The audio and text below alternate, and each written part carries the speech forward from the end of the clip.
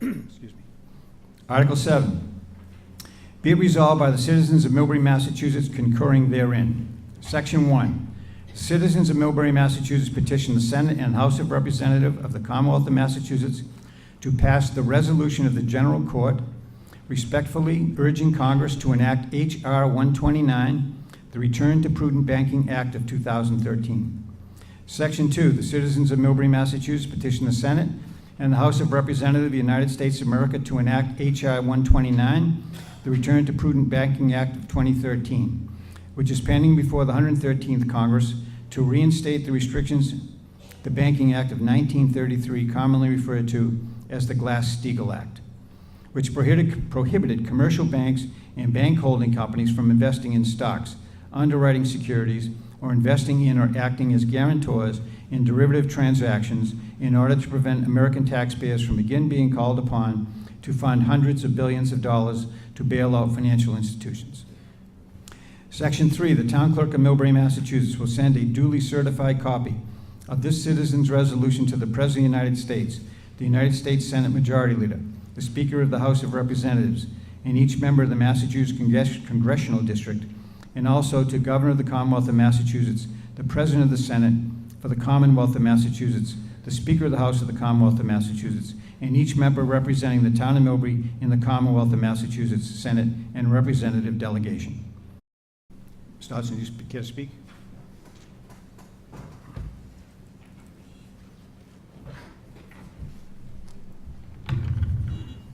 My name is Terry Burke Dotson, and I live at 20 Salo Terrace.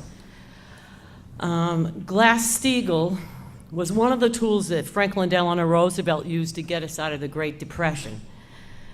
It regulated and separated the financial services of commercial banks from investment banks, and it stabilized our economy. Commercial banks were like the mom and pop banks here in Millbury. They prospered by making secured loans with the depositor's money, and they were protected by the FDIC, Federal Deposit Insurance Corporation.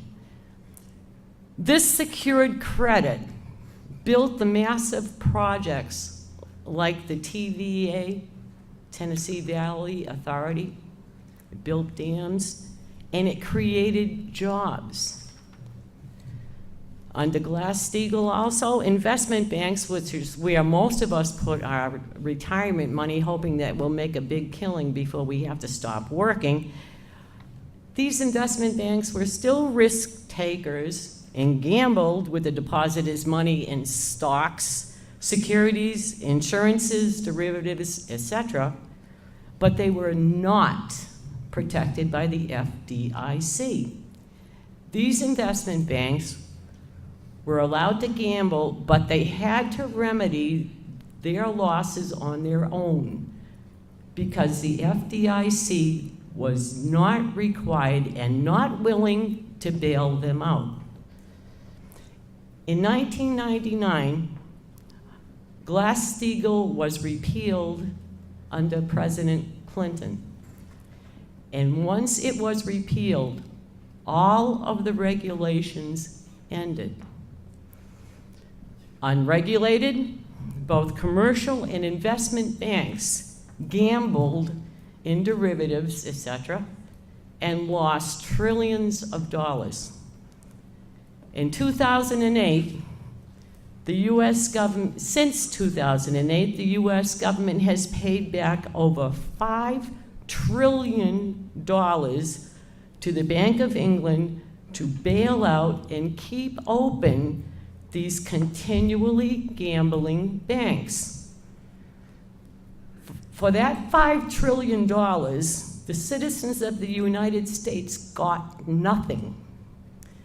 Nothing was built like the TVA, and no jobs were created. That $5 billion paid off a gambling debt owed to the Bank of England only. We got nothing out of it.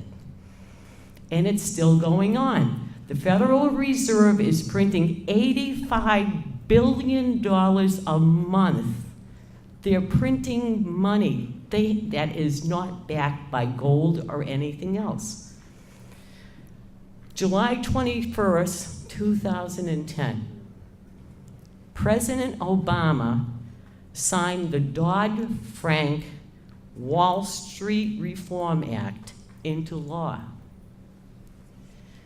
Under Dodd-Frank's Title II, the FDC has been given power to seize the depositor's money to pay off creditors.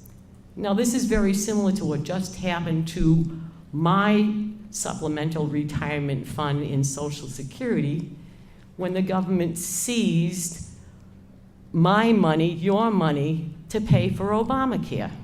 It's the same thing, only different. In December last year, December 10th, a planned agreement was signed between the FDIC and the Bank of England. To do what? To seize depositors' money to bail in failing banks. Now, what does that mean? A bail-in means that the depositors now become the owners of the bank, and they are given shares in the bank instead of their money. People, this is a reality, and it's ready to happen. It's already been signed into law. We have to get Glass-Steagall passed now. Glass-Steagall stops the takeovers and the bail-in planned by the FDIC and the Bank of England. Glass-Steagall, which is also known as, and it worked for 66 years, Glass-Steagall is also known as the return to prudent banking. It is before Congress now. It's in the Senate as S-985 and in the House as H.R. 129. And it is also at the Massachusetts State House as a resolution urging Congress to reinstate Glass-Steagall. Now, after this meeting, I pray to God that all of you call your senators and representatives and tell them to pass Glass-Steagall now. And I have a form for Senator Warren. She promised that she supported Glass-Steagall when she ran, and now I talked to her personally face to face, and she's thinking about modifying it to make it better. Well, listen, Dodd-Frank was the modification. That's how they sold it to the congressman. It was 800 pages long. The congressman didn't want to read it. They didn't know what it was. Wall Street spent over $29.5 million in lobbyists to go down and convince our legislators in Washington, D.C. that Dodd-Frank was only a modification and good for the country. We have to act now. I urge you here tonight that we must vote for the town of Millbury, big town of Millbury, to send a letter of resolution to the president and all of our elected legislators to reinstate Glass-Steagall now. Bankrupting our families in our country to pay the gambling debts to the Bank of England is not an option. I plead with you to pass this resolution now for the town. Thank you.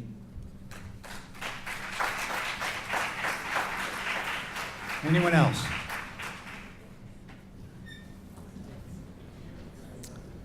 The motion will be, I move to have this article number 7 of the special town meeting of June 18th be accepted as written. Is there a second? All those in favor? Those opposed? The motion carries. Before we adjourn,